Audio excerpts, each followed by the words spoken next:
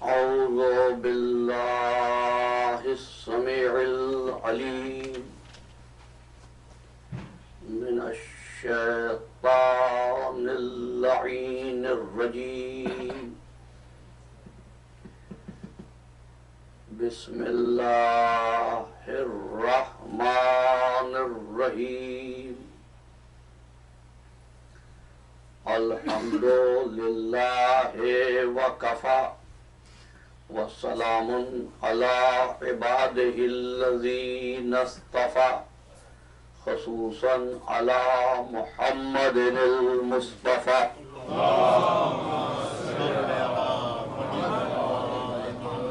وأهل بيته الطيبين الطاهرين المعصومين شرفا إنهم سفينة النجاة ومصباح الهدى.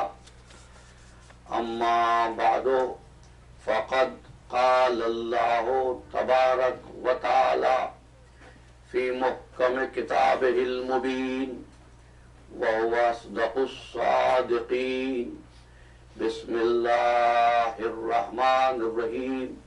هو الأول والآخر والظاهر والباطن وهو بكل شيء عليم.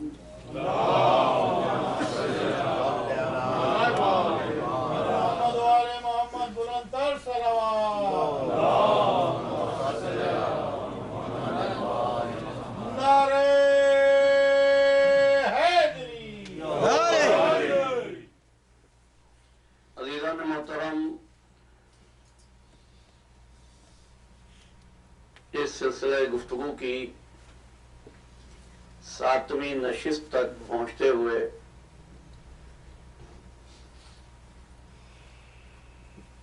ہم نے اس مرحلے کو طے کیا کہ جب ایک باطن 14 کا تعارف کرائے تو اس کو ظاہر کہتے ہیں، اور جب 14 مل کر ایک کا تعارف کرائیں تو اس کو باطن کہتے ہیں۔ امور کائنات ظاہر و باطن کے ساتھ جاری ہیں۔ میں نے یہ 2 لفظ آج استعمال کیے، ظاہر اور باطن کی تخلیقات 3 امور سے یا 3 طریقوں سے بچوں کے لیے یا 3 پروسیسز کے تھرو ظہور میں آتی ہیں۔ پہلے درجے کا نام ہے امر،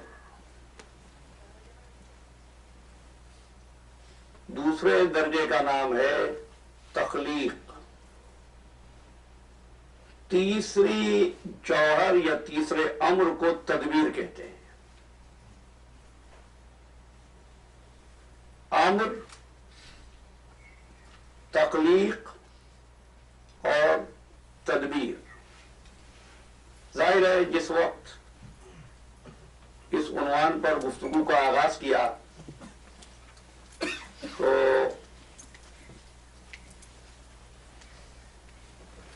مجھے بھی اس امر کا شاید پوری طرح اندازہ نہیں تھا کہ بات کتنی پھیل جائے گی، اور اس وقت پورا احساس اس امر کا ہے کہ دامن وقت بہت تنگ رہا اور ہمارے پاس فقط 3 گھنٹے باقی ہیں۔ جتنی گفتگو کے ہو سکتی ہے کہ یہاں سے اس گفتگو کے اختتام پر جب آپ جائیں تو آل محمد کے علم کی خیرات کو اپنے دامن میں لے کر اور سمجھتے ہوئے، تخلیق کہتے ہیں شے سے شے بنانا،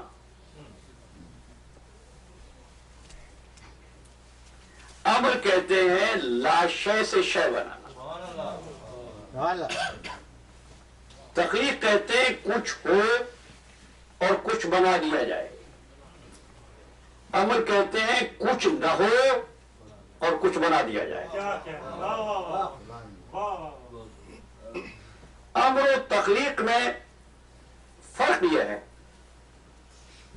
کہ امر میں ٹائم انوالو نہیں ہوتا، تخلیق میں وقت درکار ہوتا ہے. امر میں کوئی ویزیبل پروسیس نہیں ہوتا. پھر کہہ رہا ہوں، امر میں کوئی ویزیبل یا انویزیبل پروسیس نہیں ہوتا. تخلیق میں ویزیبل اور انویزیبل دونوں پروسیس ہوتے ہیں. امر یہ ہے کہ ایک عصا پھینکا جائے اور عصا اژدہا بن جائے. نہ وقت دیکھا نہ پروسیس دیکھا، بس لمحوں کی بات تھی. ایک پتھر تھا، پتھر میں سے ایک اونٹنی بچے کے ساتھ پیدا ہو جائے، یہ امر ہے. تخلیق انسانی مخلوق کی، انسان کے بچے کی ہے، یہ بھی خالق کے ہاتھ میں، لیکن اس میں ایک وقت ہے جو درکار ہوتا ہے، ایک چیز ہے جو سامنے ہوتی ہے. اس میں دو وجود بھی موجود ہوتے ہیں کہ اگر نہ ہو تو بچے کی پیدائش نہیں ہو سکتی. لیکن امر میں کچھ بھی سامنے نہ ہو اور چیز بن جائے. میں نے اپنی چھٹی تقریر تک یہ عرض کیا کہ جس وقت کائنات میں کچھ بھی نہیں تھا، نہ وقت تھا، نہ اب تھا، نہ تب تھا، پروردگار عالم نے اپنے قلم قدرت سے پردہ عدم پر 14 بے مثال نقوش تھے جن کو ابھار دیا. جو تخلیق کے ساتھ، وقت کے ساتھ، پروسیس کے ساتھ بنے اس کو تخلیق کہتے ہیں، اور جو بغیر وقت کے، بغیر پروسیس کے بنے اس کو ابداع کہتے ہیں. بس تھوڑا سا میرا ساتھ دے دیجیے. ابداع کہتے ہیں، میں اسپیلنگ کر دیتا ہوں، الف بے دال الف عین، ابداع.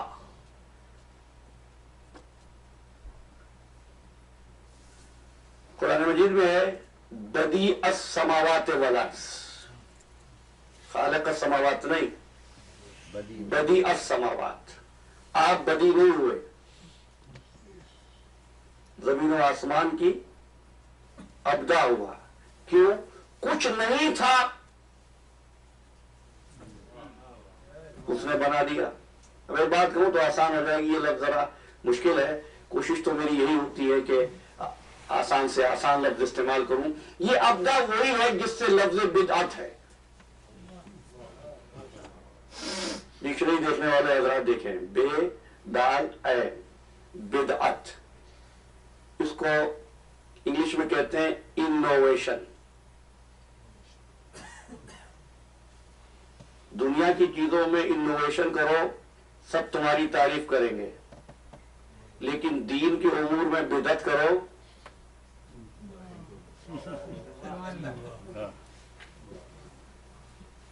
بھائی دیکھیے، شرق سے غرب تک، ایشیا سے یورپ تک، یورپ سے امریکہ تک، ہر مسجد میں جمعے کے خطبے میں جا کے یہ جملہ سنیے گا، کل بدعت ضلالۃ وکل ضلالۃ فی النار. ہر بدعت ضلالت ہے اور ہر ضلالت جہنم میں جائے گی. کیا مطلب ہے؟ بدعت کا حق فقط پروردگار عالم کو ہے، تم کو نہیں ہے. وہ اگر بدعت سے کام لے تو تخلیق کائنات ہے، تم کرو تو گمراہی ہے. اب یہاں سے ایک بات ثابت ہو گئی کہ جو امر خالق کے لیے مخصوص ہو بندے اس کو اپنے ہاتھ میں نہ لیں، کیونکہ بدعت اس نے بنائی، بدعت سے اس نے شروع کیا اس کائنات کو. تمہارے لیے حرام، اس کے لیے تخلیق. تو ایک بات کہوں، نبی اس نے بنایا، وہ بنائے تو ہدایت، تم بناؤ تو گمراہی. اب جتنے مناسب ہیں اگر اس کی طرف سے ہوں گے تو ہدایت ہوگی، تمہاری طرف سے ہوں گے تو گمراہی ہوگی. اسی لیے اس نے کہا هو الاول والآخر والظاہر والباطن. اچھا یہ بھی تو کہہ سکتا تھا هو الاول والآخر والظاہر والغائب.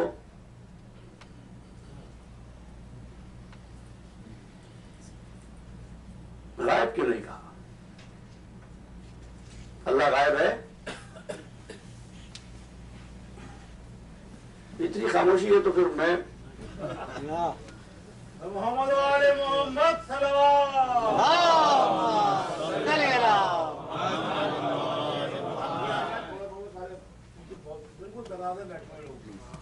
بھیا آپ لوگ آگے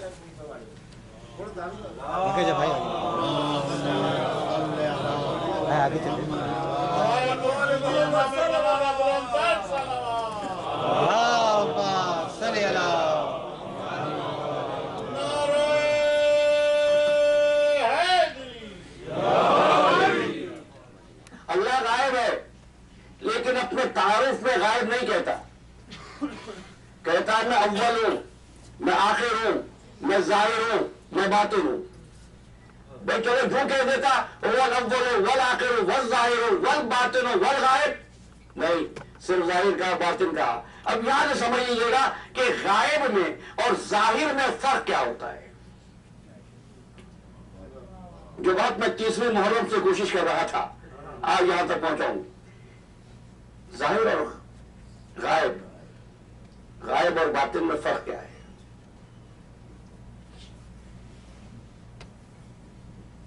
دیکھو عزیزو، میں اس لیے نہیں رکتا ہوں کہ میں بھول جاتا ہوں. میں آپ کی سماعت کے ساتھ اس لیے آگے بڑھتا ہوں، تقریر میری رٹی ہوئی نہیں ہوتی، آپ کی سماعت کے ساتھ چلتی ہے. اور آپ اگر تھک جائیں یا آپ سمجھیں کہ اب ذہن پہ بار ہو رہا ہے تو بتا دیجئے، میں یہی عنوان رکھتے ہوئے کچھ اور گفتگو کر لوں گا. دیکھیں غائب کیسے کہتے ہیں؟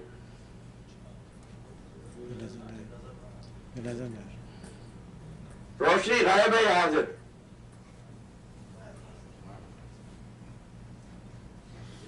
یہاں سے جواب آیا ہے حاضر، وہاں سے جواب آیا غائب. اب میں پوچھ رہا ہوں کبھی روشنی دیکھی ہے؟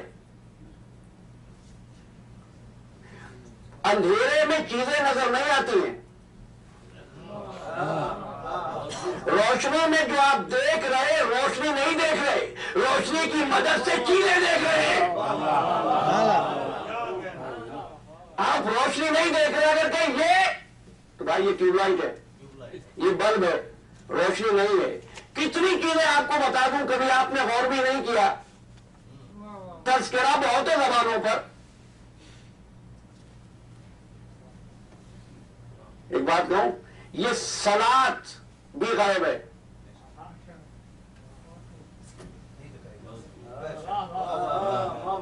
میں آپ سے پوچھتا ہوں نماز دکھائیے بھائی.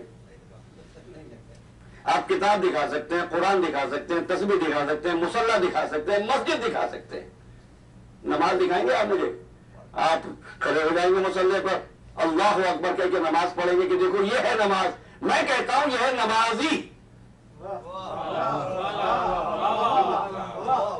نماز نہیں ہے. آپ روشنی کی مدد سے چیزوں کو دیکھتے ہیں، روشنی نہیں دیکھ سکتے. اسی کو غائب کہتے ہیں. توجہ، اسی کو غائب کہتے ہیں جو ہر جگہ ہو اور نظر نہ آئے.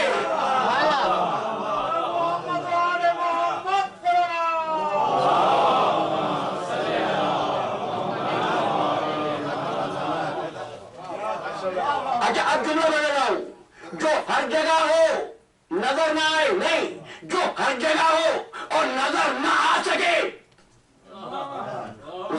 کہتے ہیں.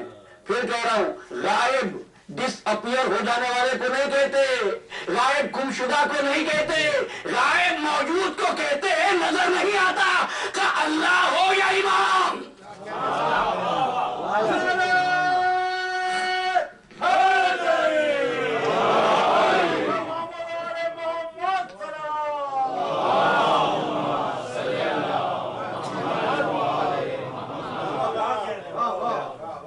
اب کیا ہوا, فقیہان حرم چلے. بھائی ہم کہہ رہے ہیں آپ ہیں کون کا, اس لیے کہہ رہے ہیں کہ امام نہیں ہے.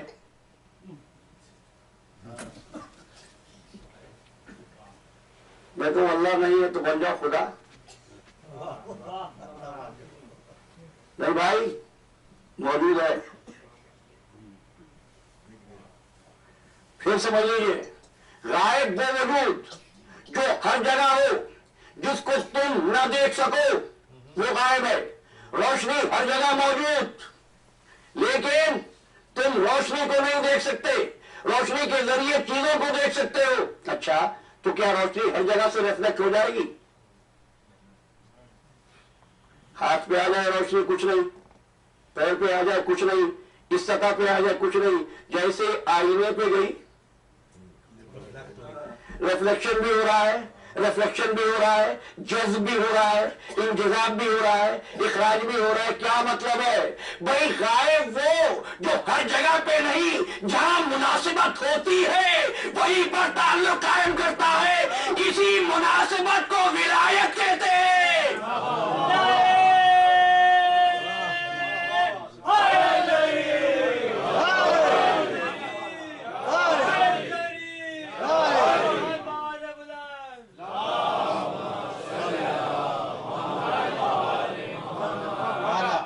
اسی مناسبت کو ولایت کہتے ہیں. اب آیت پڑھو, انما ولیکم اللہ ورسولہ والذین آمنوا الذین یقیمون الصلاۃ ویؤتون الزکاۃ وہم راکعون.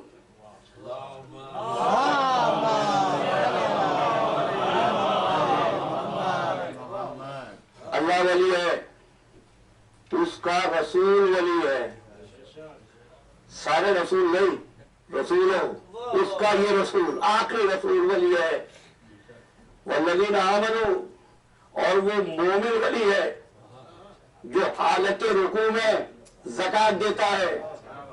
لوگوں نے اس کو فضیلت کے طور پر لیا ہے, مناسبت ولایت میں نہیں.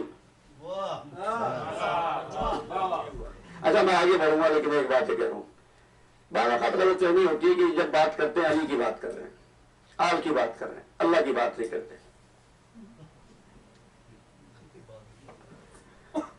دیکھو بھائیو, پورا دین اللہ کو منوانے آیا ہے.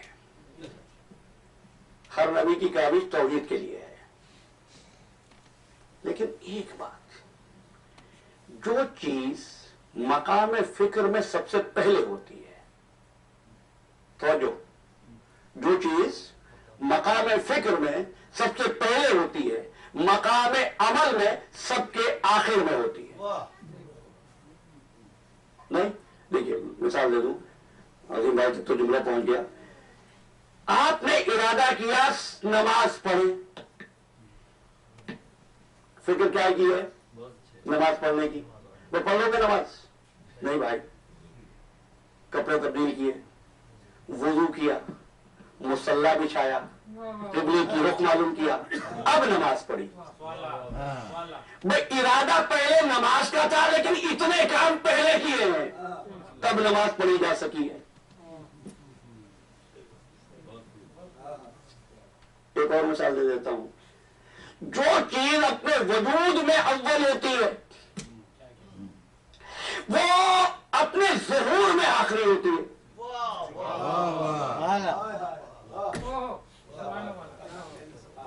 جو چیز وجود میں اول ہوتی ہے وہ ظہور میں آخری ہوتی ہے. واضح کروں, بیج تھا آپ کے پاس,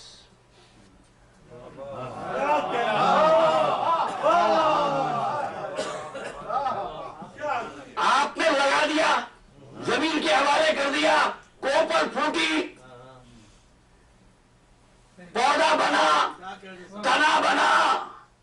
شاخیں نکلی، پتے لگے، پھول آیا، پھر جا کے وہی بیج جو زمین کے حوالے کیا تھا۔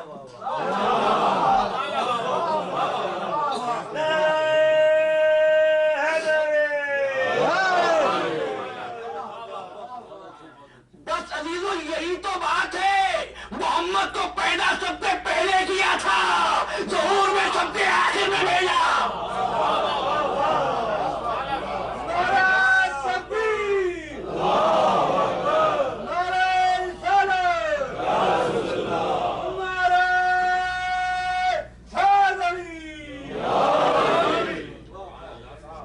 الحمدللہ آپ کے دونوں کا بار کم ہو گیا۔ اچھا تو اب دیکھیے ہوا کیا، اب آپ سے کہوں اللہ بڑا یا رسول؟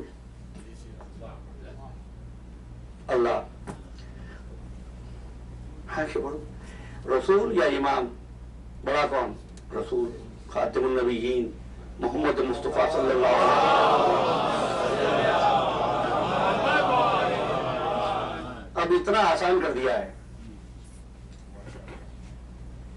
جمعے کی نماز کا خطبہ تھا،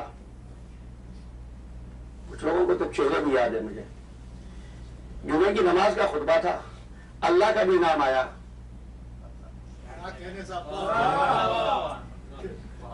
میں نے کسی کو کھڑے ہوتے نہیں دیکھا، پھر رسول اللہ کا نام آیا، کوئی کھڑا نہیں ہوا، جیسے ہی امام وقت کا نام آیا،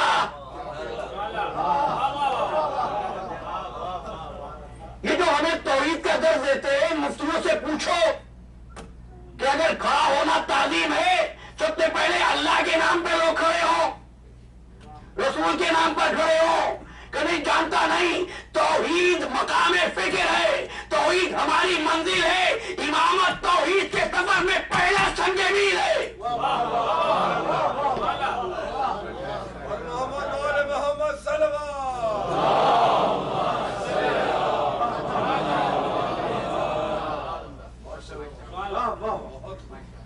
بات تو ولایت کی ہو رہی تھی، انما ولیکم اللہ ورسولہ والذین آمنوا الذین یقیمون الصلاۃ ویؤتون الزکاۃ وہم راکعون۔ بھائی علی نماز پڑھ رہے تھے، وہ کس کی تھی؟ علی حالت رکوع میں زکات دے رہے تھے، کس کی؟ حکم پر زکات دے رہے تھے۔ علی تھے کہاں مسجد میں، مسجد کس کی تھی؟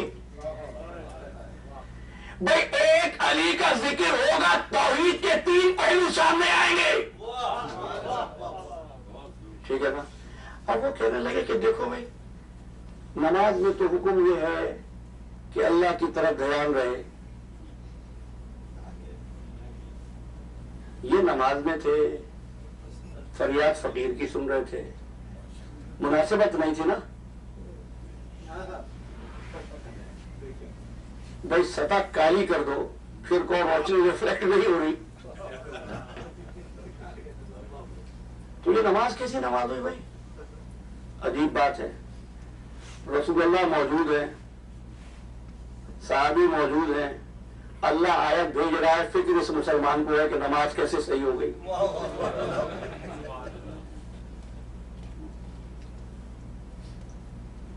بات مناسبت کی ہے، سنیں گے؟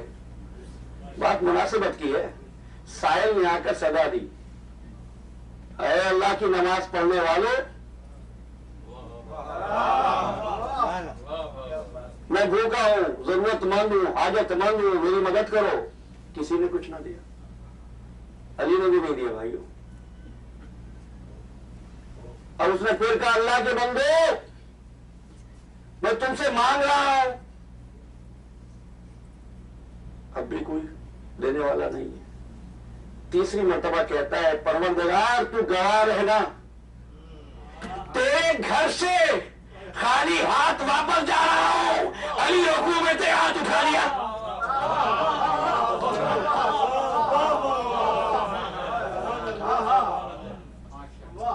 سمجھ میں آ رہا؟ بھائی دیکھو میرے آپ کے اور اللہ کے درمیان میں تو پتہ نہیں کتنے مخلوقات ہیں، ہمیں کیا معلوم اللہ کون ہے، کہاں ہے، کیسا ہے۔ محمد و آل محمد اور اللہ کے درمیان میں تو کوئی دوسرا ہے ہی نہیں نا. تو جب دوسرے واسطے درمیان میں ہوں گے تو وہ نظر نہیں آئے گا، لیکن جو اس نے خود اپنے ہاتھوں سے بنایا ہو وہ تو دیکھ سکتا ہے نا. دوائی کیسے پہچانتے ہو اللہ کو؟ زمین دیکھ کر اللہ پہچانا، پہاڑ دیکھ کے اللہ پہچانا، میدان دیکھ کے اللہ پہچانا، سورج دیکھ کے اللہ پہچانا، چاند دیکھ کے اللہ پہچانا. فقط ایک ہی ذات ہے جس میں کا یا من دل علی ذات ہی بے ذات ہے، اے وہ جس نے خود اپنی ذات پر اپنی ذات کے ذریعے دلالت فرمائی. چلو بات کو آسان کر دیتا ہوں تاکہ سب شریک سفر ہو جائے. دیکھو، پہلے سائل نے مانگا لوگوں سے، مسجد میں مانگ رہا تھا نا، کسی نے کچھ نہ دیا، علی نے بھی نہ دیا. علی اس وقت مسجد میں تھے کب؟ جملہ سوال دینا بھائی، علی مسجد میں تھے کب؟ دوسری مرتبہ بھی اس نے پھر نمازیوں کو مخاطب کیا، علی نے کچھ نہ دیا. تیسری مرتبہ اس نے کہا پروردگار میں تیرے گھر سے جا رہا ہوں خالی ہاتھ. علی بھی پروردگار کے گھر میں تھا.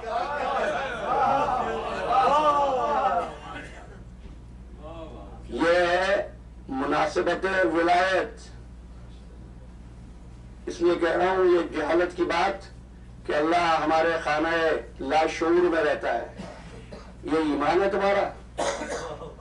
بات یہ وہ شعور میں آئے، شعور میں آئے. میں نے اب تک کیا کہا؟ غائب وہ جو نظر نہ آ سکے، ہر جگہ موجود ہو. باطن وہ جو کسی جگہ موجود ہو اور نظر آ سکے. تو زیادہ مشکل بات کری.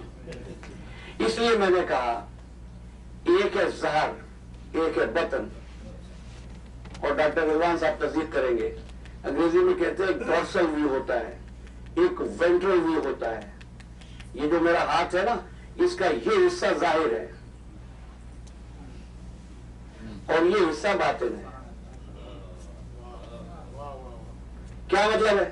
یہ اسی جگہ موجود ہے، اس جگہ نہیں ہے. اب آپ میرا ظاہر دیکھ رہے ہیں، باطن دیکھ نہیں رہے، دیکھ سکتے ہیں. روشنی ہر جگہ موجود تھی، یعنی غائب کیونکہ ہر جگہ موجود، اس لیے اس کا کوئی مقام نہیں ہوتا. ہر مقام اس کا مقام ہے. لیکن باطن کا ایک مقام ہوتا ہے. وہ متصل ہو گیا گزشتہ تقریر سے. باطن کا ایک مقام ہوتا ہے، غائب ہر مقام پر ہوتا ہے، اس کا کوئی مقام نہیں ہوتا. چونکہ اس نے کہا هو الاول والآخر والظاہر والباطن، تو بتانا تھا کہ میرا مقام بھی ہے. متصل ہو گیا گزشتہ تقریر سے. پھر آیت پڑھا وَلِمَنْ خَافَ مَقَامَ رَبِّهِ، وہ جو رب کے مقام سے خوف رکھتا ہے، احترام والا خوف. کیا ہے اس کے لیے؟ 2 جنتیں. تو تلاش تو کرو یہ مقام کیا ہے. پھر کہہ رہا ہوں غائب ہر مقام پر. چلے بادشاہ صاحب ایک بات اور کہہ دوں، جب غائب ہر مقام پر ہے، جب اس کا مقام ہی نہیں معلوم، تو اس کا قائم مقام کیسے بن جائے گا؟ الحمدللہ جو اگر آپ پہنچے سبحان اللہ آپ پہنچے. اچھا تو کیا ہوگا؟ باطن کا ایک مقام ہے، وَلِمَنْ خَافَ مَقَامَ رَبِّهِ، پروردگار عالم آپ کو زیارات عتبات عالیہ پر لے جائے، اور جو جاتے ہیں وہ بھی شعور کے ساتھ جائے.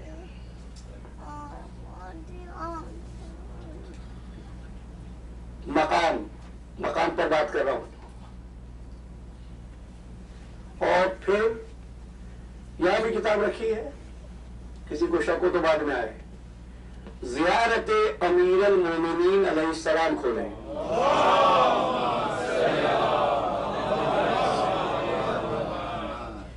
جب جائے زری کے سامنے تو ایک دعا پڑھنے کا حکم ہے. یہ دعا اس کتاب میں موجود ہے, میں جو پڑھ رہا ہوں. اللہم ان ھذل حرم حرمک و مقام مقامک. پروردگار یہ حرم تیرا حرم ہے, یہ مقام تیرا مقام ہے.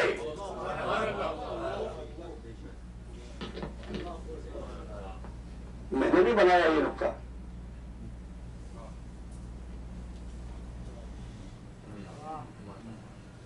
اللہم انا ھذل حرم حرمک.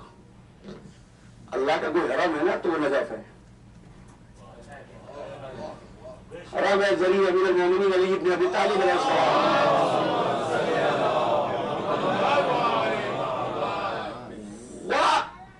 مقام مقام کا, اور اس کا مقام تیرا مقام ہے.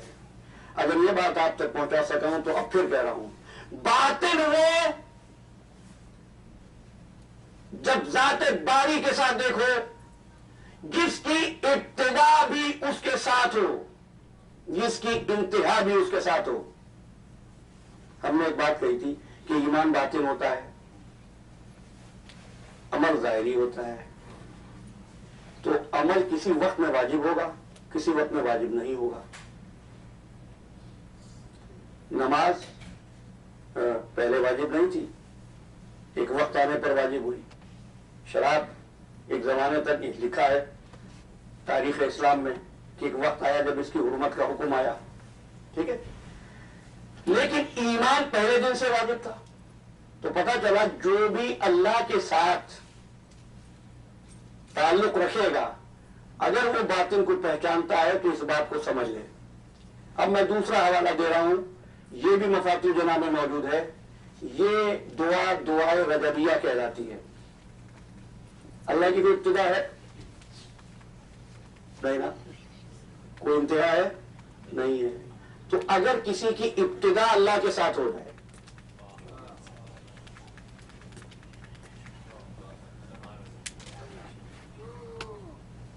اور انتہا میں بھی,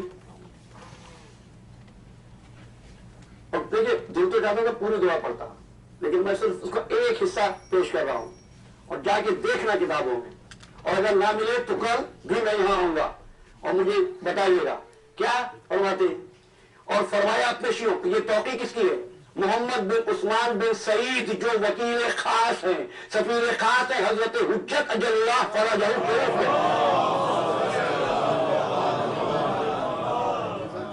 صرف ایک اشارہ دے رہا ہوں, اس میں یہ دعا ہے پروردگار میں تیرے ولیوں کے واسطے سے مانگتا ہے جو بسرک المستبشرون, جو تیرے راز کی بشارت دیتے ہیں, لقدرتک المعلنون, تیری قدرت کا اعلان کرتے ہیں. پھر فرماتے لا فرق بینہا و بینکا الا انہم عبادک, ان میں اور تجھ میں کوئی فرق نہیں سوائے اس کے کہ تو خالق ہے وہ مخلوق ہے. اور جس جملے کی زحمت دی وہ یہ بدعوہا من کا وہ عودہا الیکا, جن کی ابتدا بھی تجھ سے ہے انتہا بھی تجھ تک ہے. اور دیکھو جتنا کچھ بتا دیتا ہوں یہ بھی کم بتاتا ہوں جتنا آپ سنبھال سکے, لیکن ایک ایک حوالے کے ساتھ بات کر رہا ہوں. ابتدا بھی تجھ سے انتہا بھی تجھ سے. بات ہو گئی نا. دوسری بات, میں نے کل کی تقریر میں ایک جملہ کہا تھا کہ بننے والے خود کچھ ایسے تھے کہ بنانے والا ہی ان پر ریچھ گیا. انہوں نے اپنی نفوس اس کے حوالے کیے, اس نے اپنی رضا کا مالک انہیں بنایا. کہنے لگا محمد تم اپنی مرضی سے کچھ نہیں کہتے ہو, تم کچھ نہیں چاہتے. وما تشاؤون الا ان یشاء اللہ وما ینطق عن الهوى ان هو الا وحی یوحی. یاد ہے نا یہ جملے؟ کیا مطلب ہے؟ جو اللہ چاہتا ہے وہ محمد والے محمد چاہتے ہیں, جو محمد والے محمد چاہتے ہیں وہ اللہ چاہتا ہے.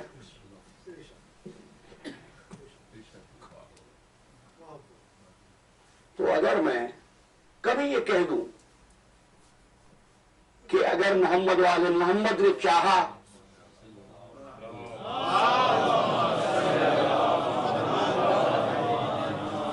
تو یہ کام کروں گا, تو کیا میں نے کفر کہا؟ یہ کائنات کیسے بن گئی جناب؟ اللہ نے چاہا تو بنی ہے نا. اللہ تو چاہتا ہی ہوا ہے. جو محمد والے محمد چاہتے ہیں، جو کہتے ہیں محمد والے محمد نے چاہا تو کائنات بنی. صحیح ہے. اچھا، یہ خطبہ ہے مولا کائنات علی بن ابی طالب علیہ السلام کا. آپ فرماتے ہیں کہ جب ہم چاہتے ہیں تو اللہ بھی چاہتا ہے. تو ابراہیم خلیل بنے، اللہ نے چاہا. تو محمد والے محمد نے چاہا تو خلیل بنے نا. بھائی وہی آئی تو محمد والے محمد نے چاہا تو وہی آئی نا. پھر مجھے بہت احساس رہے گا دامن وقت میں گنجائش نہیں ہے کہ میں بات کرتا پھر فرشتے کے وہی لانے کا معاملہ کیا ہے.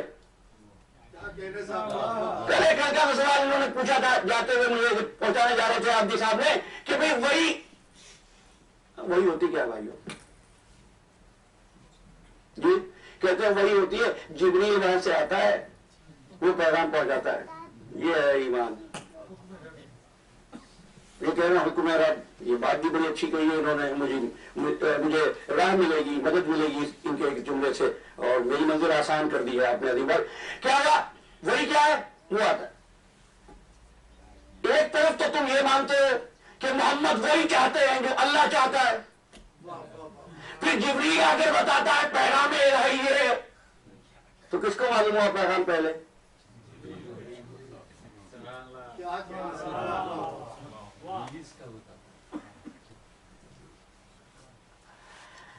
دیکھیے عزیز، جا کے دیکھو قرآن سورہ انعام میں دیکھنا، نساء میں دیکھنا، مائدہ میں دیکھنا.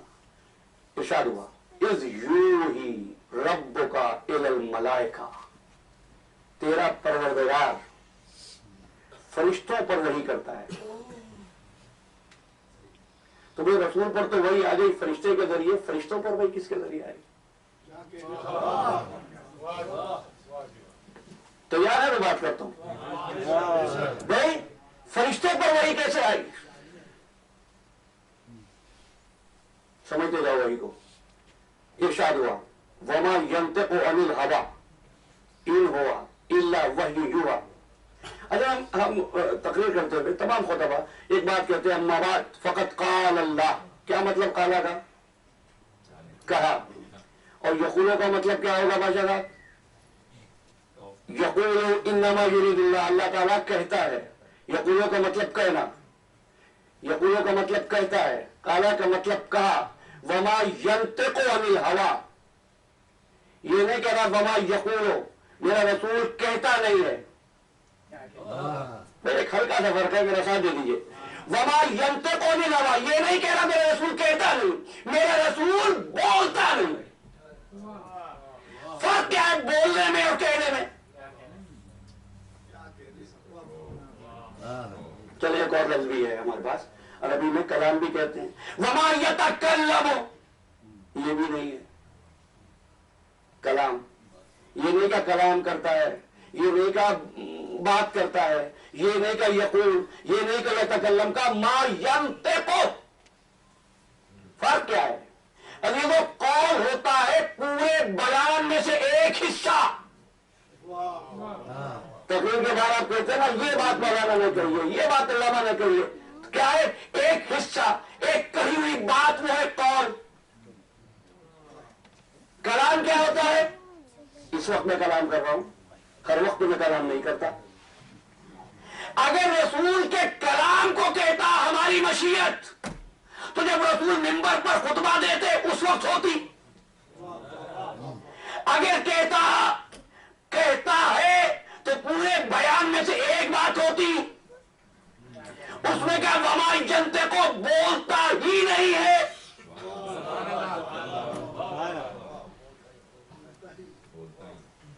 بھائی آپ بولتے ہیں، باتیں کرتے ہیں، چھوٹا سا بچہ بولتا ہے نہیں بولتا ہے؟ الفاظ تو نہیں ہوتے نا، حروف تو نہیں ہوتے نا، لیکن کچھ آوازیں ضرور اس کے منہ سے نکلتی ہے. پوچھو ماہرین لسانیات سے، اس کو بھی منطق کہتے ہیں، اس کو بھی نطق کہتے ہیں. وما ینطق عن الہوى کہہ یہ رہا ہے اگر میرا رسول اپنی مرضی سے کسی کو چچا کہے تو وہی، کسی کو بابا کہے تو وہی.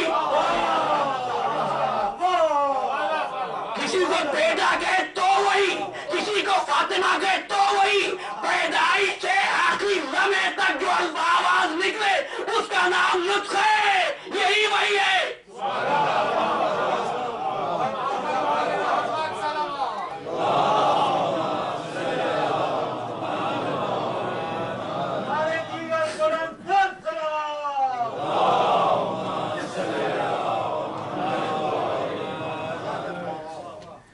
تو مشیت اور نطق دونوں.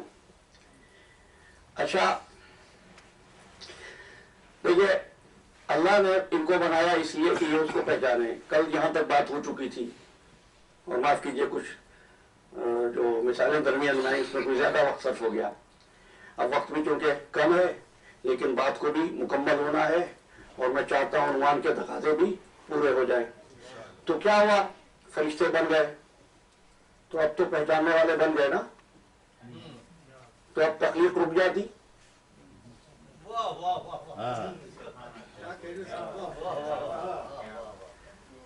ڈاکٹر اقبال نے کہا تھا یہ کائنات ابھی ناتمام ہے شاید کیا رہی ہے دمادم صدائے کن فیکن. وہ رہی خلقت. اب کیا ہوا بھائی؟ بات یہ تھی فرشتے وہ تھے جن کے پاس درد رکھنے والا دل نہیں تھا, احساس رکھنے والی طبیعت نہیں تھی. وہ چاہتا تھا ایک ایسی مخلوق پیدا ہو جس کے دل میں احساس درد ہو. یہ لوگ جو کہتے ہیں نا نمازوں اور تسبیحوں کے لیے پیدا کیا ہے, کیا فرشتے کم تھے؟ جو انسانوں کو بناتا پیدا اس لیے کر رہا تھا کہ یہ احساس رکھنے والے لوگ ہوں, درد کے ساتھ مجھے یاد رکھنے والے لوگ ہوں. سبھی کچھ اچھا ہو تو مجھے یاد کر لیا, یہ بڑی بات نہیں. بھائی فیملی بھی ہو, مسائل بھی ہو, رشتے دار بھی ہو, پھر بھی مجھے بھولنے نہ پائے. یہ ہے عبادت. سمجھے؟ عبادت کے عنوان پر چونکہ گفتگو نہیں ہو رہی اس لیے میں آگے بڑھ رہا ہوں. تو پھر اس نے کہا کہ ایک ایسی مخلوق پیدا کرو. اب قرآن نے آواز دی وَإِذْ قَالَ رَبُّكَ لِلْمَلَائِكَةِ إِنِّي جَاعِلٌ فِي الْأَرْضِ خَلِيفَةً. اور تیرے رب نے کہا کہ اب ہم زمین میں ایک خلیفہ بنانے والے ہیں. اگر میں ساری بات چھوڑ دیتا ہوں, آپ کو معلوم ہے. پھر کیا ہوا؟ تو فرشتوں نے کہا کہ ہم تسبیح بھی کرتے, صرف ترجمے سے گزر رہا ہوں, ہم تسبیح بھی کرتے, تقدیس بھی کرتے, کیا تو ایسے کو بنائے گا جو فساد برپا کرے؟ قال انی اعلم ما لا تعلمون, جو میں جانتا ہوں وہ تم نہیں جانتے. ٹھیک. فاذا سويته ونفخت فيه من روحي, جب میں اس کو درست کر لوں,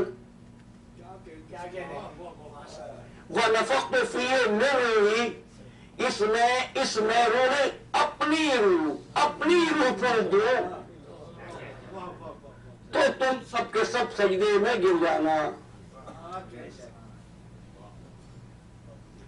اب پوچھنا یہ ہے مجھے کہ بولنے کے لیے لاوات چاہیے, حلق چاہیے, پھیپھڑے چاہیے, زبان چاہیے. یہ بول کون رہا تھا؟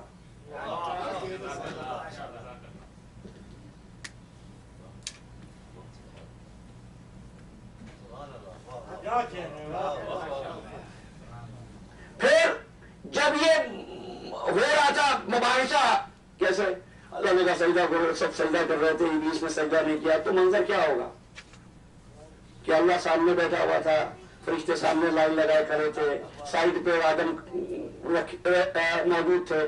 ایسی بات تھی. اگر ایسا ہو کہ وہ ایک جگہ پر موجود ہو تو وہ اللہ ہی نہیں رہا. یہ ہے کیا ہمارے کا, یہ ہے کیا بات, اس میں نقطہ کیا ہے, اس میں راز کیا ہے؟ میرا سوال ویلڈ ہے یا نہیں کہ پروردگار عالم نے یہ کلام کیسے کیا؟ کہتے اللہ کہہ رہا تھا. کہنا, بولنا توانائی کے خارج ہونے کا نام ہے. اللہ میں سے کوئی چیز نہ خارج ہو سکتی ہے نہ داخل ہو سکتی ہے. یہ بولنے والا کون تھا؟ ابھی تو ایک نہیں 70 حوالے دوں گا جو زیارت ہے امیر المومنین کی, روزے مولود اس کو جا کے پڑھنا. ارشاد ہوا یا من، اے وہ کیا کہا، عین اللہ ناظرہ، جو اللہ کی دیکھنے والی آنکھ ہے. بھائی بڑا احسان میرے مولا کا، مجھے بڑی خیرات دی ہے مولا نے. لیکن مولا نے یہ فرمایا نا عین اللہ ناظرہ، اس میں ایک راز ہے. اگر خالی کہتے عین اللہ، آپ کہہ سکتے تھے اعزاز کی بات ہے، احترام میں کہہ دیا، عقیدت میں کہہ دیا ہوگا. نہیں، عین اللہ ناظرہ. ناظرہ کسے کہتے ہیں؟ اس کے ساتھ دیکھنے والے کو. اللہ کی وہ آنکھ جو دیکھتی ہے. یعنی اب اگر قرآن میں نظر آئے کہ اللہ دیکھ رہا ہے تو دیکھ کون رہا ہوگا؟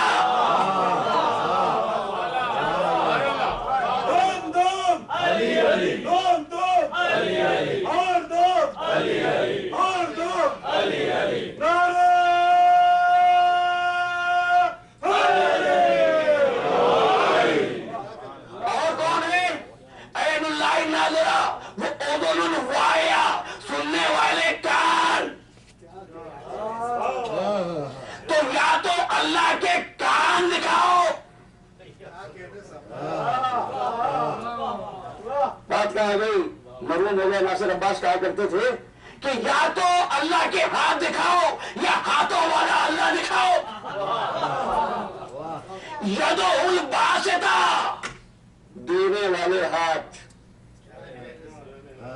مانو گے اللہ سے دینا علی.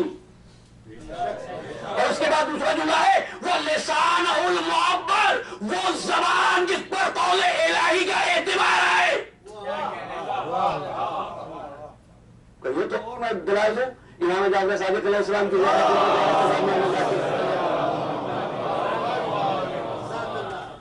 تیار ہوں.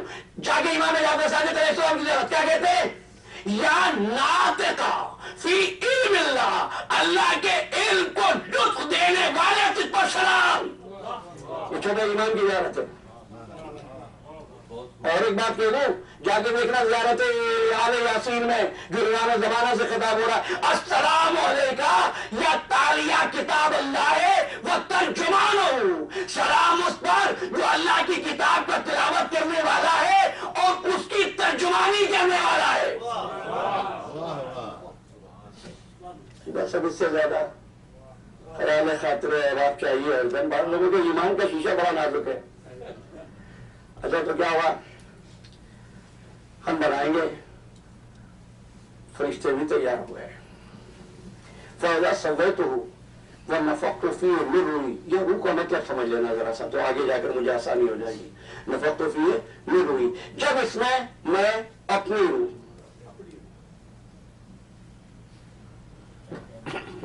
اب میری روح پھونک دیجئے کسی اور میں باقی بچوں گا؟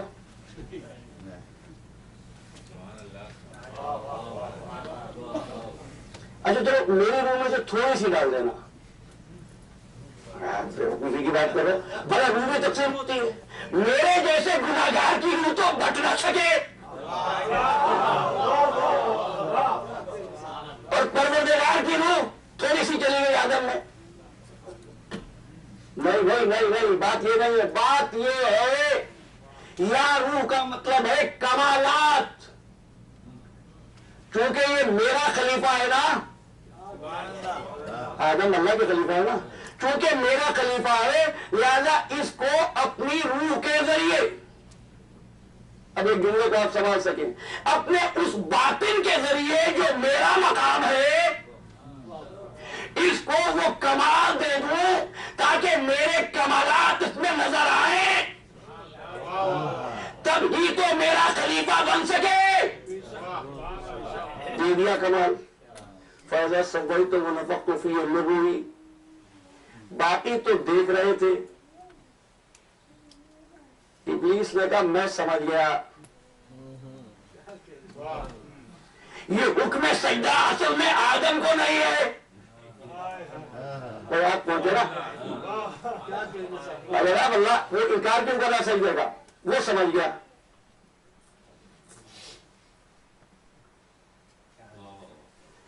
اللہ نے حکم کیوں دیا سجدے کا؟ کیوں دیا؟ اس لیے دیا کہ اللہ نے خلیفہ بنایا. فرشتوں نے سجدہ کیوں کیا؟ اگر تم یہ کہو کہ چونکہ وہ اللہ کا خلیفہ تھا تو پھر چاہیے فرشتوں کو نوح کو بھی سجدہ کریں، ابراہیم کو بھی سجدہ کریں، علی کو بھی سجدہ کریں؟ نہیں، ہاں بیٹا یہ بات کہی کیونکہ اس کا حکم تھا، اللہ کا حکم خلیفۃ اللہ کے اعزاز میں تھا، فرشتوں کی تعمیل اللہ کے حکم کے نتیجے میں تھی۔ اچھا حکم میں کسی ایسی بات کا نہیں دیا جو یہ کرتے نہ ہوں۔ اب میں 1.5 گھنٹہ تقریر کر سکتا ہوں، آپ یہ 15 منٹ بولو تو کیا مشکل کام ہے میرے لیے، ٹھیک ہے نا؟ جو اتنے سجدے کرتے ہو، شیطان پر یہ سجدہ گرا کیوں ہو گیا؟ بے گرا اس لیے ہوا کہ وہ جان رہا تھا کہ بھئی یہ دیکھ تو میں عرصے سے رہا تھا آدم کو، کبھی حکم سجدہ نہیں ہوا، جیسے ہی یہ روح آئی ہے سجدے کا حکم ہوا ہے تو انکار سجدہ نہیں تھا، انکار روح تھا۔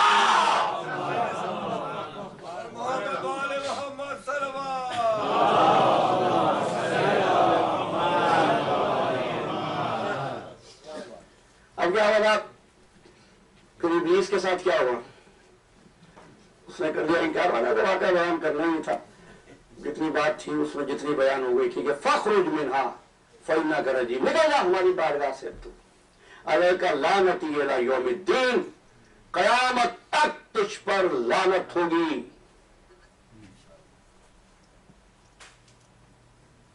بیٹھا کہاں ہے ابلیس؟ قدوسی محفل میں، فرشتوں کے ساتھ، توبہ بھی قریب، سبیل بھی قریب، نہیں رب العزت بھی قریب، لعنت آ گئی۔ تو یہ بات ثابت ہو گئی نا، جب کسی پر لعنت آئے تو پاکیزہ صحبت لعنتوں کا راستہ نہیں روکتی۔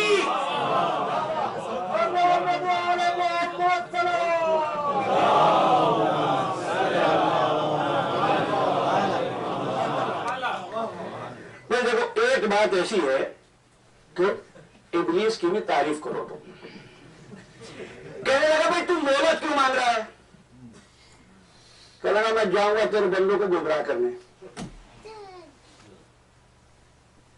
یہ نہیں کہہ رہا ہدایت کرنے جاؤں گا، بس اتنی سی بات ہے عزیزو۔ ابلیس نے یہ نہیں کہا میں تبلیغ کرنے جاؤں گا۔ بھائی خدا کے بندوں اگر گمراہ کرنا ہے تو گمراہی کا اعلان کرو، اپنی گمراہی کو تبلیغ نہ کرو۔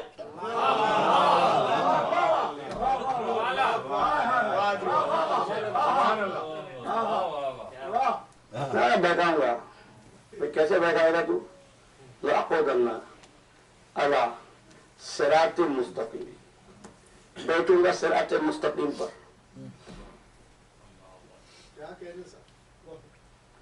صراط مستقیم کس کا راستہ ہے؟ چلیں گے اللہ کا۔ اللہ کہاں ہے؟ صراط مستقیم پر۔ رسول کہاں ہے؟ علی صراط مستقیم۔ مومن کا کس کی تلاش کر رہا ہے؟ صراط مستقیم کی۔ پتہ چلا جہاں اللہ ہے وہی رسول ہے، وہی مومن ہے، وہی شیطان ہے۔ آپ پوری بات کہنے پر مجھے مجبور کر دیتے ہیں۔ دیکھیے نا، اب ایک ہی جگہ پر ایک ہی صحبت میں چاروں موجود ہیں یا نہیں؟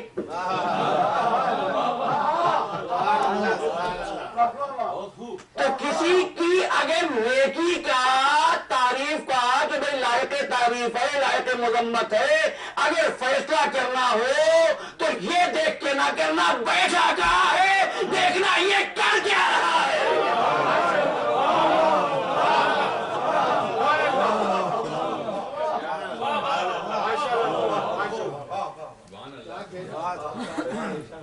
اب آدم خلق ہوئے، پھر اب یہ لکھ رہے ہیں کہ بھئی ابلیس آتا جاتا رہا،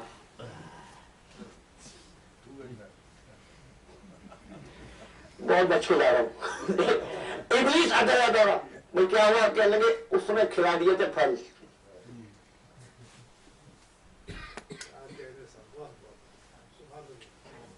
آدم کو تو نہیں، کہیں گے وہ حوا کے پاس آیا،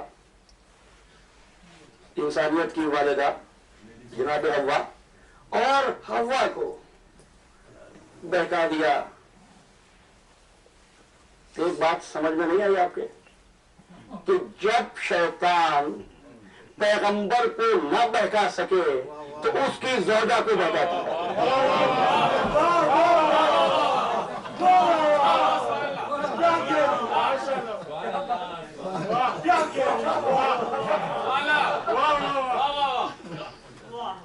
ٹھیک ہے. اچھا پھر وہ آ گئے زمین پر. اب کیا ہوا؟ کہنے لگے اب وہ آیا قابیل کے پاس. کیا کیا بھائی؟ آتا تھا ان کو اتنا اعتبار کیوں تھا؟ قسمیں بہت کھاتا تھا, مشورے بھی دیتا تھا. بھائی ہم نے پہچان لیا. میں نے ایک دن کہا تھا نا, پروردگار ابلیس کی تصویر بھیج دیتا کہ تصویر نہیں بھیج رہے, عادتیں سمجھا دیتے ہیں. جو نبی کے پاس بیٹھ کے مشورہ دے وہ ابلیس, جو نبی کے پاس بیٹھ کر قسمیں کھائے وہ ابلیس.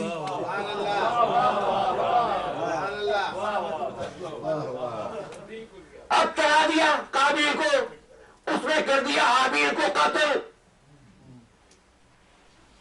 اب جو اتنی قربت تھی, آنا جانا تھا, صحبت رہی ہوگی, مستفیل میں نہیں جاتا ہے بھائی, تو آدم سے تو کبھی آ کے اس نے نہیں کہا ہوگا نا میں تیرا دشمن ہوں. اگر یہ کہہ دیتا تو پھر یہ سارے جو تعلقات تھے سب ختم ہو جاتے. یہ آتا جاتا رہا, لیکن کام یہ کیا کہ آدم کے بیٹے کو قتل کروا دیا. ابلیس کی پہچان یاد رکھنا, جو نبی سے محبت کا دعویٰ کرے, نبی کی اولاد کو قتل کرے.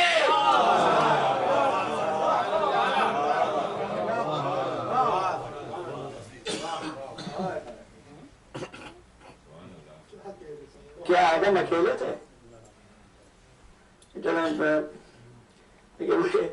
وقت کے ساتھ ساتھ پریاس کرتے ہوئے آگے بڑھنا ہے. بس آخری جملہ میرے بیان کا, آدم جب جنت میں رہے تھے اس وقت آدم کو ایک منزل پر احساس تنہائی تھا. تفسیر عزیزی شاہ عبد العزیز محدث دہلوی کی. تو جب آدم خواب سے بیدار ہوئے تو اپنے قریب بی بی حوا کو دیکھا. میں اس بحث میں نہیں جا رہا ہوں, حالانکہ یہ بھی ایک موضوع ہے. حوا کو آدم کی پسلی سے نہیں بنایا تھا, بچی ہوئی مٹی سے بنایا تھا. یاد رکھیں مسلمان اس بات کو کہ انسانیت کے بابا اور انسانیت کی اماں تراب سے بنی ہے.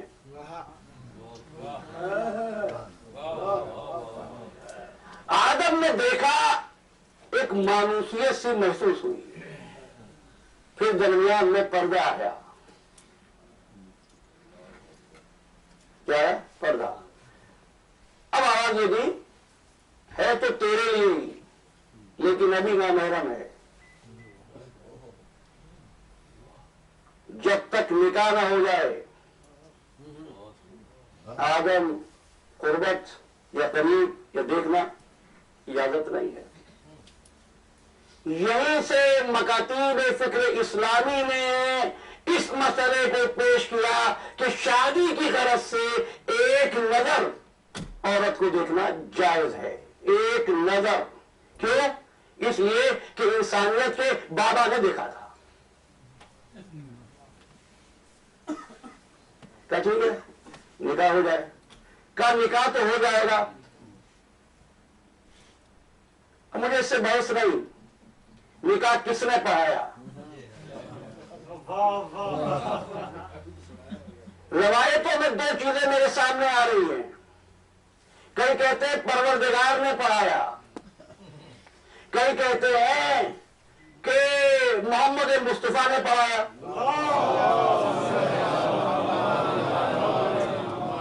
میں تو دیکھ یہ رہا ہوں کہ بابائے انسانیت کا نکاح اگر پڑھانے والا کوئی ہے تو کم از کم اتنی بات طے کرو, فخر آدم کا نکاح پڑھانے والا.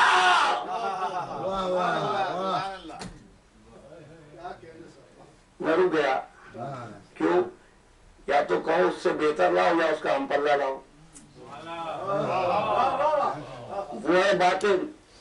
سبحان اللہ. جب آپ چونکہ آ گیا اس طرف تو اب ایک بات کہہ دیتا ہوں. باطن کی سب سے بڑی تعریف جو ہے نا حمد ہے. یاد ہے آپ کو ماہ مبارک کے رمضان میں نے گفتگو کی تھی 5 مجلسیں تھی غالباً یا 4 مجلسیں تھی حمد کے موضوع پر. حمد ہے.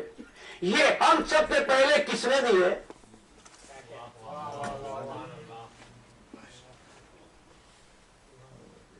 نہیں کہنا الحمدللہ رب العالمین میں آئی ہے، نہ سب سے پہلے تو لفظ حمد زبان حضرت ابو طالب پر جاری ہوا تھا.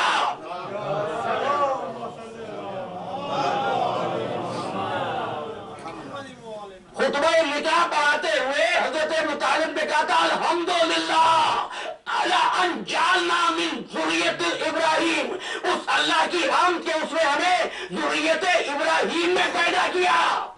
بھائی کہا سب سے پہلے ابو طالب نے تھا. اب 2 ہی باتیں ہیں، یا تو ابو طالب نے لوح محفوظ میں قرآن پڑھ لیا تھا، یا چونکہ ابو طالب نے کہا تھا قدرت کو اتنا پسند آیا کوئی نماز نہیں ہوگی جب تک سورہ فاتحہ نہ پڑھی جائے. محمد آل محمد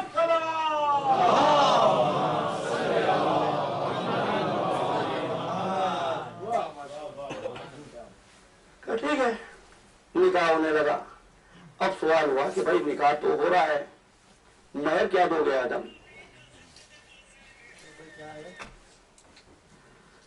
آدم ہم مقرر کریں گے 2 طریقے مہر کے، معجل اور غیر معجل. بس آخری جملہ ہے، بڑی توجہ. معجل اور غیر معجل. معجل کسے کہتے ہیں؟ جو فوراً دیا جائے. غیر معجل کہتے ہیں جس کا وعدہ کیا جائے اور بعد میں دیا جائے. جن بچوں کی شادیاں ہوں گی وہ جانتے ہوں گے، ایک مہر معجل ایک مہر غیر معجل. کہ آدم اب مہر دینا ہے. آدم نے کہا پروردگار میرے پاس ہے کیا جو مہر میں دوں؟ یہ مفتی عبدالعزیز محدث دہلوی میں لکھ رہے ہیں کہ پروردگار عالم نے جب مہر کا سوال کیا، کسی نے پڑھ کے کہا آدم یہ طے کر کہ میرا مہر معجل ہوگا 5 مرتبہ محمد و آل محمد پہ درود بھیج.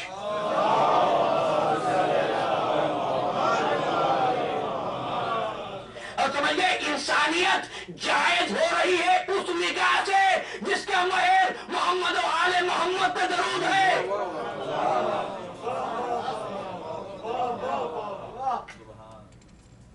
یہ تو ہو گیا میرے معجل. غیر معجل کیا ہوگا؟ یہاں پہ 2 روایتیں ہیں، میں سب کچھ سبق کر کے بہت خلاصہ آپ کی خدمت میں پیش کر رہا ہوں. کہا کہ میرے غیر معجل کیا وعدہ مجھ سے کر لے، زمین پہ جا کے حدث تم فضائل علی ابن ابی طالب، علی کے فضائل کو بیان کرنا تیرا میرے غیر معجل ہے.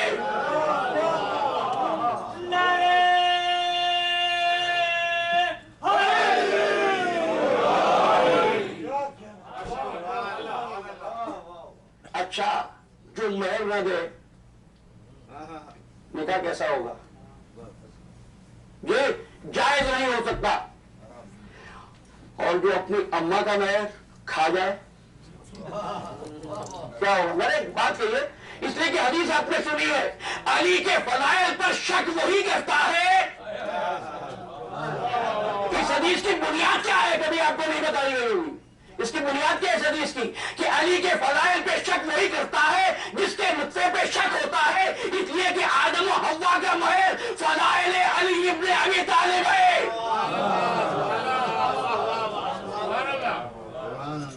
پر محمد و آل محمد صلوات. نعرہ حیدری.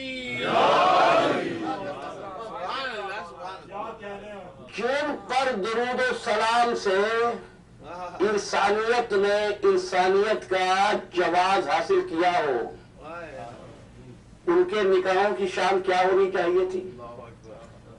بس میرا بیان ختم ہو گیا. محرم کی 7ویں ہے نا. آج بھی کسی شادی کی یاد میں ابھی زیارت شبیہ مہندی آئے گی. آج فروت پرسہ دینا ہے قاسم بن حسن کا. مقاتل نے لکھا ہے کہ کہ اولاد حسن میں حسن مصنع، عبداللہ بن حسن، قاسم بن حسن، یہ وہ گنچے تھے ابھی پوری طرح کھلے بھی نہ تھے کہ مرجھا گئے. رات بھر ماں نے بٹھا کے بتایا تھا، قاسم دیکھنا کل جب میدان جنگ تیار ہونا تو اپنی جان کو عزیز نہ رکھنا. وہ یہ نہ کہے حسن زندہ ہوتا تو قاسم لڑنے کے لیے جاتا. بچے نے بھی وعدہ کر لیا تھا، اماں گھبرانا نہیں، بس چچا جان سے اجازت مل جائے.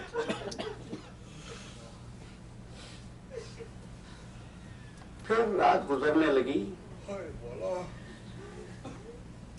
بچہ تنہا بیٹھا ہوا. ابو جعفر شستری نے لکھا ہے خیمے کے دروازے پر بیٹھ گیا اور نہ جانے دل میں خیال آیا کہ پتہ نہیں مجھے چچا اجازت دینی یا نہیں. تو بچے نے یہ سوچتے ہوئے کہ میں جا کر چچا جان سے خود ہی کیوں نہ پوچھ لوں. قاسم مولا مظلوم کے خیمے میں آئے. اس وقت حسین مسلح عبادت پر بیٹھے تھے، خالق سے راز و نیاز کی گفتگو ہو رہی تھی. بچہ جا کے قریب بیٹھ گیا. حسین نے محسوس کیا کوئی آیا ہے. ایک مرتبہ آواز دی، قاسم بیٹا. میں نے کہا تھا اماں کے پاس ہے نا، تم یہاں ہے؟ چچا جان میری اماں میرے دادا کی شجاعت کے واقعات یاد دلا رہی تھی تو مجھے خیال یہ آیا چچا جان میں آپ سے جا کر یہ پوچھ لوں کل محضر شہداء میں میرا نام ہے یا نہیں ہے. حسین نے یہ تو نہیں فرمایا تیرا نام ہے یا نہیں.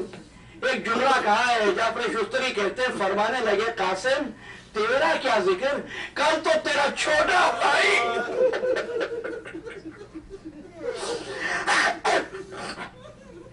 علی اصغر بھی مارا جائے گا.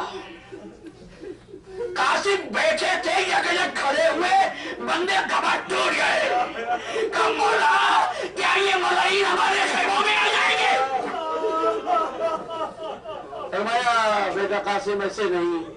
آقا بیان کیا، اپنے سینے سے لگایا، ایک مرتبہ پکارا بھیا حسن میں کربلا کے جنگل میں اکیلا رہ گیا.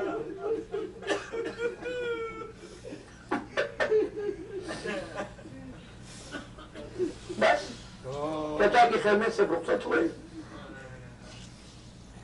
دیکھو تو یہ گرانا یا جینے پر نہیں نہ مرنے کی اجازت ملنے پر فکر ہے. ایک مرتبہ اماں کے پاس آیا. اماں آپ نے بتایا تھا یہی قریب ایک جگہ ہے جس کا نام نجف ہے. ہاں بیٹا اماں وہاں میرے دادا کا روزہ ہے. ہاں بیٹا اماں مجھے فقیروں والا لباس پہنا دو، میں نجف جا کے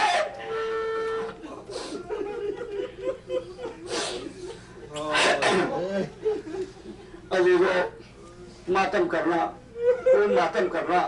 چند جملے تم سن سکو تو سن لو اور میں پڑھ سکوں گا تو پڑھوں.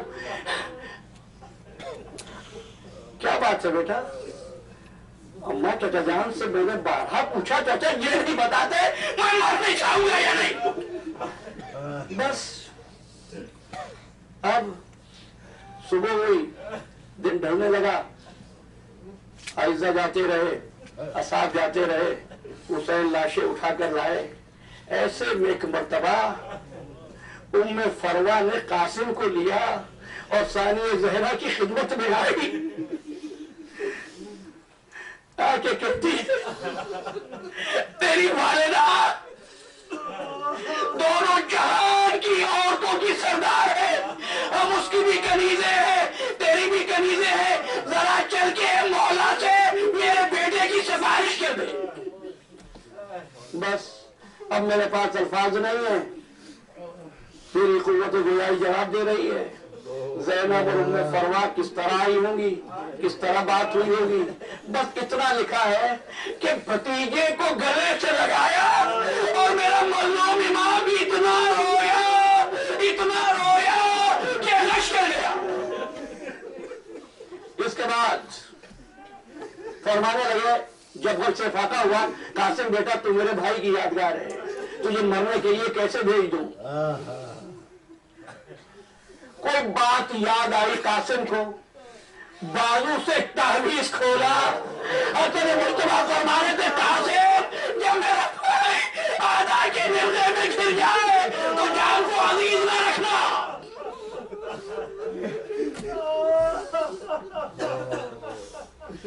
बस भाई की वसीयत थी, इजाजत मिली,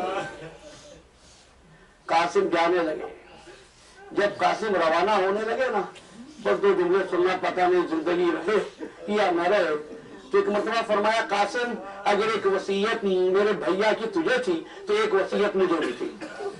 इसके बाद अपने खैमे में लेकर गए, पहले तो हसन की पोशाक पहनाई और फिर कहने लगे, मैंने कुबरा को बुला लाओ, मैं फातिमा कुबरा का हाथ कासिम पे गिरता हूँ।